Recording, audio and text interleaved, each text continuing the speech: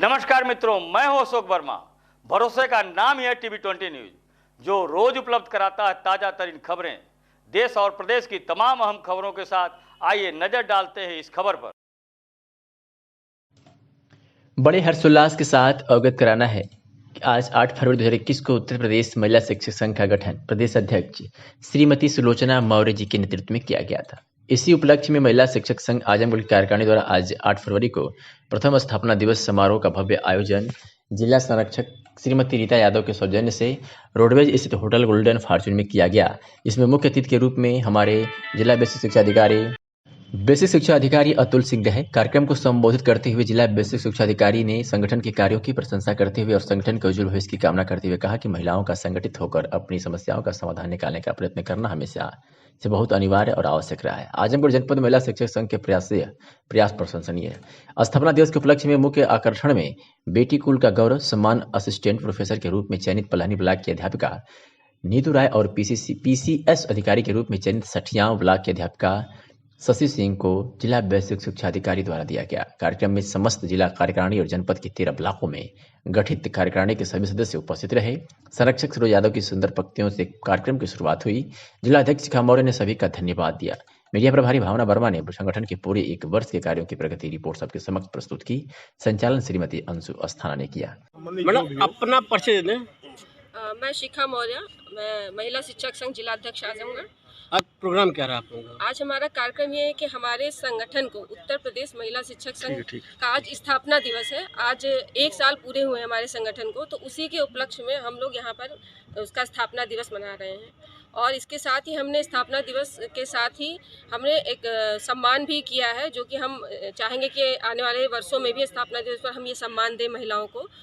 हमारे उस सम्मान का नाम है बेटी कुल का गौरव सम्मान। तो ये हमने आज हमारे जो बेसिक शिक्षा से जो शिक्षिकाएं आगे गई हैं, जैसे उसमें एक लोग पीसीएस अधिकारी हुई हैं, उनको सम्मानित किया गया, और एक असिस्टेंट प्रोफेसर हुई हैं, तो उनको सम्मानित किया गया है आज।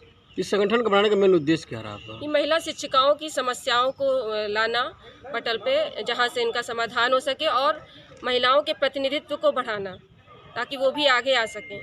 यही संगठन का उद्देश्य है। इसमें चुनाव चल रहा है, महिलाएं कई ड्यूटी लगी हुई है इस चीज़ को, कि उस पर क्या करना आपका है? चुनाव में जो ड्यूटी लगी, तो चुनाव में ड्यूटी महिलाएं करेंगी। जो ड्यूटी योग्य महिलाएं हैं वो ड्यूटी करेंगी, लेकिन जिनको समस्याएं हैं, जैसे जो गर्भवती हैं, जिनके छोटे बच्चे हैं, तो उन लोगों को हम प्रयास कर रहे हैं लगातार डीएम और सीडीओ सर से मिलकर कि उनको ड्यूटी से मुक्त कर दिया जाए। बाकी महिलाएं ड्यूटी करेंगी, जो ड्यूटी योग्य हैं वो करेंगी।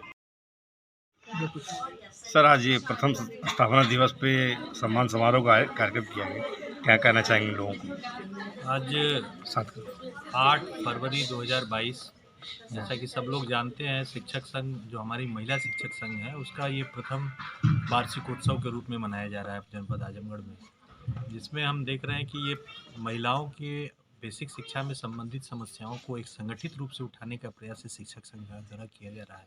विगत 6 महीने से इस जनपद में मैं बेसिक शिक्षा अधिकारी के रूप में कार्यरत हूँ, और जब से मैं ये बेसिक शिक्षा विभाग में यहाँ जनपद में बेसिक रूप में पदस्थापित हुआ, तब से ये शिक्षक संघ महिलाओं की, चाहे वो सीसीएल, मेडिकल, मैटरनिटी, या अब वर्तमान में चुनाव के समय में चुनाव की जो डबल ड्यूटी बच्चों के जो पति पत्नी दोनों रूप में कार्यरत हैं यहाँ पे, तो उनकी ड्यूटी से लेके जो भी समस्याएं इनके पास आती हैं वो हमसे अनवरत रूप से वार्ता करके हम लोग एक सामूहिक रूप से उस समस्या का समाधान निराकरण करने का प्रयास करते हैं। मैं समझता हूं कि पिछले 6 महीने में हम लोगों ने महिला शिक्षिकाओं से संबंधित जितनी भी समस्याएं आती रही हैं, क्रमिक तरीके से हम लोगों ने उसका निस्तारण बेहतर ढंग से किया है।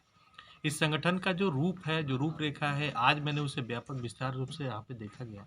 तो सबसे महत्वपूर्ण विषय यह है कि अपनी समस्याओं को चिन्हित करना, और चिन्हित करके समुचित पटल पे उस समस्या को उठाना ताकि उसका निस्तारण कर सकें।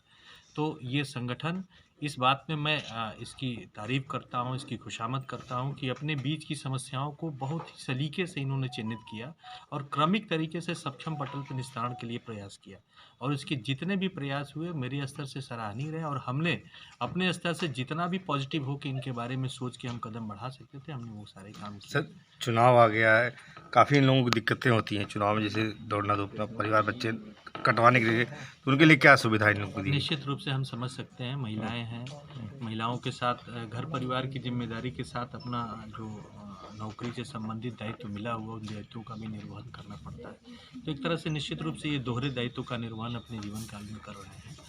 हम चूँकि हमें अपना बेसिक शिक्षा का भी देखना है, इन महिलाओं की समस्याओं को भी देखना है, बेसिक शिक्षा से जुड़े जो हमारे शिक्षक हैं, शिक्षिकाएँ हैं।